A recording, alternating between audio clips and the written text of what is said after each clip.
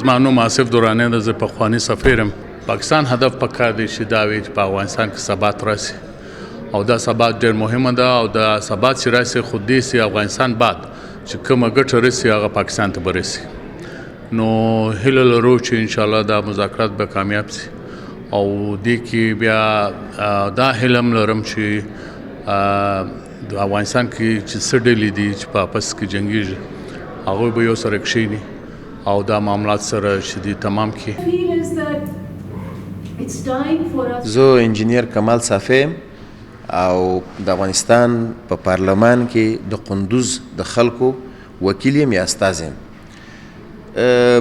په اصل کې په سیمه کې ډېر اوږد انقلاب تیر شه، عمر یې 40 کالو ته ورسېد او په دې انقلاب کې ډېر وهل ټکول درب دروب تیر شه.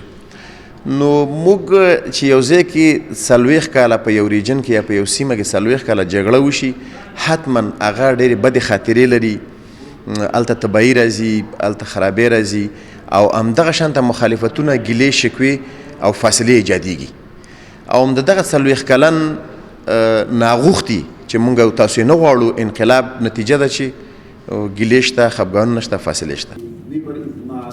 زه خو چې امتیاز ګل یم، ایگزیکټیو ډایرکټر مشر یم د سنټر فار ریسرچ اینڈ سکیورټي سټډیز.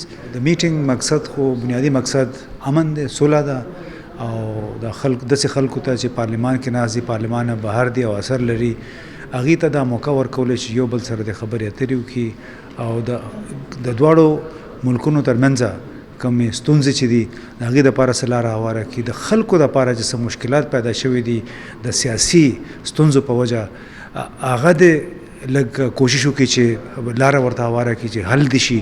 چې ول چې دا عمومي موږ دا کتلي دي چې د سیاسي ستونزو په وجه د خلکو دپاره ډېر مسایل پیدا شوي دي.